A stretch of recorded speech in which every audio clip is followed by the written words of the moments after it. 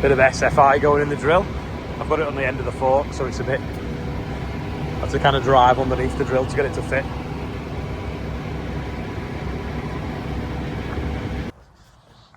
This field was drilled with OSR, I don't know, a week, 10 days ago. Absolutely nothing coming out the floor yet. It's just so dry.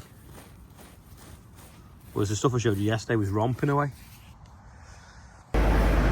Rob's loaded that up.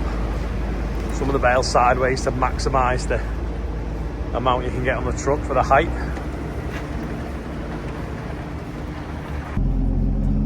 Right, I've got the header on. Let's go and cut some beans. I'll have a look at the mustard as well while I'm there. See whether we cut that, but I've not really got anywhere to put it unless we can fit it in dumpy bags. Gonna miss. Yep, we're out. When you've got a little bit of barley left in the tank before you go on to something else.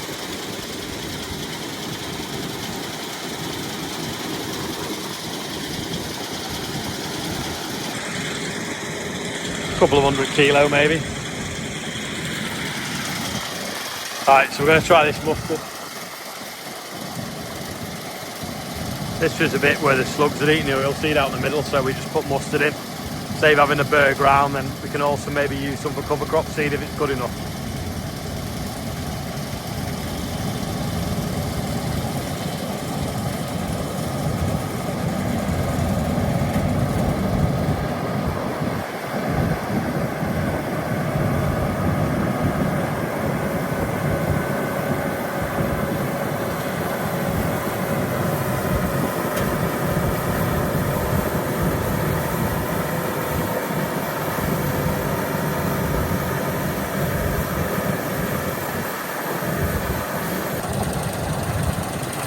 I just hope we can blow the fat hen out the back of the combine. I've put the mustard as boiler fuel. There's too much weed seeds in it, so yeah, never mind. Didn't cost us much to grow anyway, and it was better than a bare patch in the field. It done the soil some good. Anyway, I'm going to load up this barley. We've only got a couple more loads to go through, and then we're back onto drying wheat. Look at the beans here.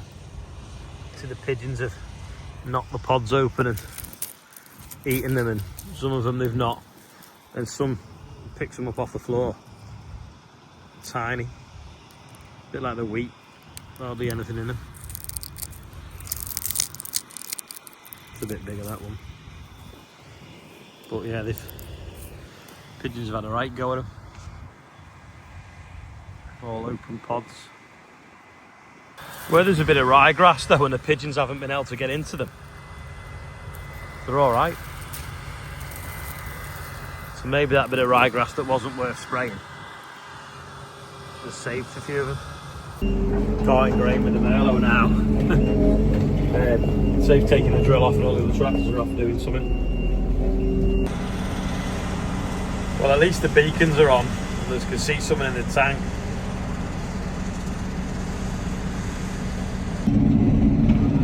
I did say I was never going to go beans again. Too risky, and another year to get confirmed it. And I was talking to David in Yorkshire, and he said that he'd heard of someone, one of his neighbours, had gone and got, I think, 17 acres, and he didn't think they'd fill the 12-ton trailer, so he's doing better than that, but it still doesn't make yourself feel any better. I don't know, when you've got rent and mortgage to pay on a lot of the land, crops and things like this don't pay. Just need to poke the auger, it's not meshing, it's catching on the thing there, all the way out, so I'll poke it with a ladder. Just have to push it in there, just flick it round a little bit. That's it, it should go now.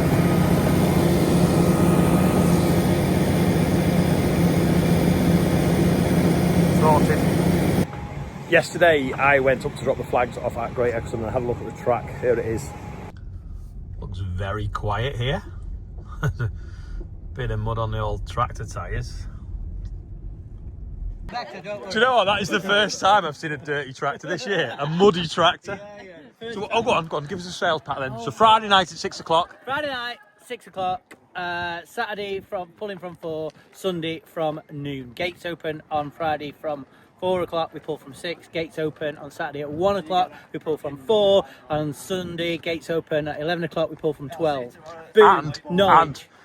And it's going dark now at 9 o'clock, so that's when you'll see the flames. Yes, you will. There you go. Yeah. So get yourself here at the weekend. Let's go and have a look at the track, because they've de-stoned it, so they've ripped it up, ridged it, power-hour'd it to death, and then put a de-stoner in it to make sure that there's some stones. To make sure there's no stones that are going to get flicked up by the tyres. But this is the first time I've seen clay, there's a stone, wet since for months. How sticky them tyres are on that. See, they've been putting loads and loads of water on it.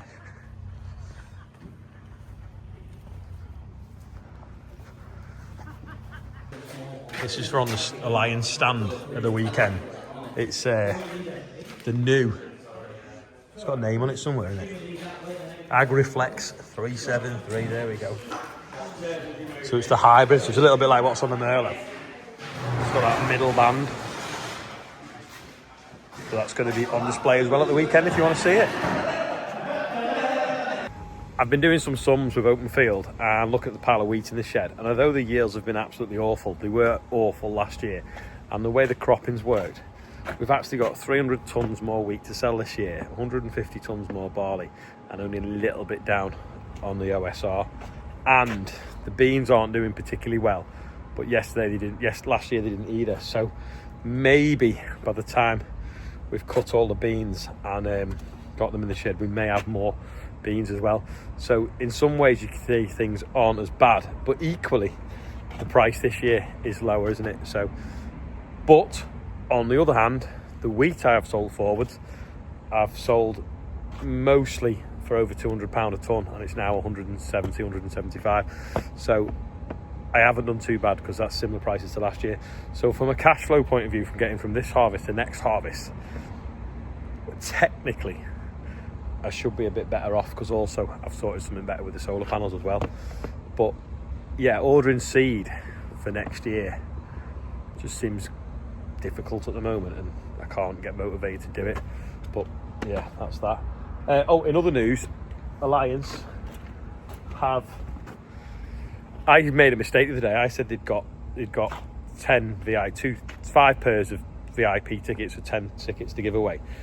They weren't VIP tickets, but they've sorted it and bought VIP tickets now for the tractor pull, which then means that they've got the same left of normal tickets. So if you want to go and follow them on your social, just go and follow Alliance Tyres on their TikTok or Instagram and send them your email address. You can go in the draw for the normal tickets. If you win the tickets when they arrive, especially the VIP ones, it might look like you've got 2 lots of tickets. 1 ticket gets you in and 1 ticket gets you into the VIP section. So don't say to your mates, oh, they've sent me 4 tickets instead of 2, because when you get there, you'll end up having to pay to get in if you give them to your mates. So that's just how them tickets work. You've got entry tickets, and then you've got tickets to the VIP area, which is the food and drink. So when you get your email, if you win, which they're drawing tomorrow, don't get too excited thinking that they've sent you too many tickets.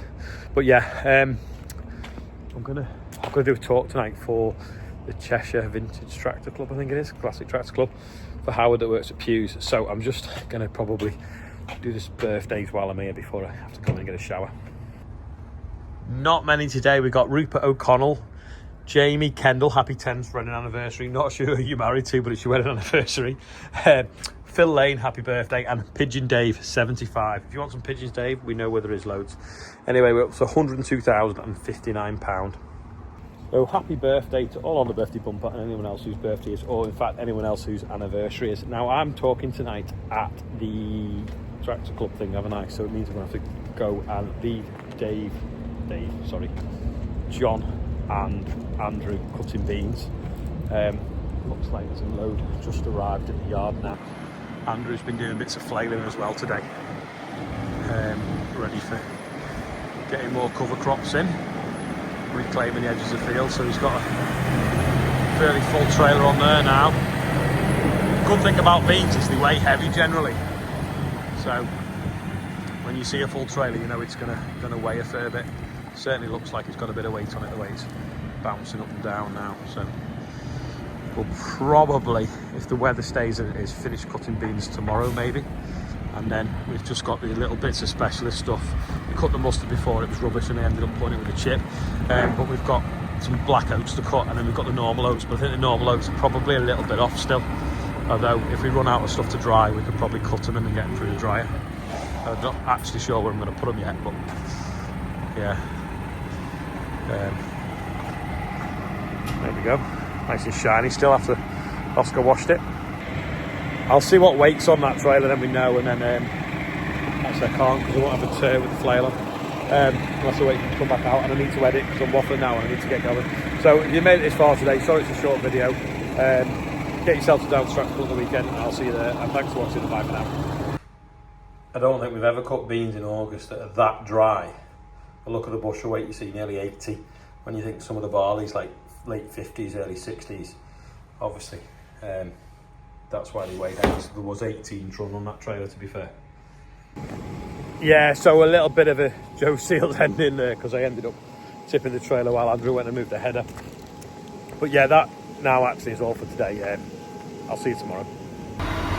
Definitely a Joe Seals ending. Not Oscar. Morgan is back now from spreading muck. I think he said there's a couple of load left to do though, but he wants to go and ted some grass at home while it's sunny. When you've got a little bit of barley left in the tank before you go on to something else.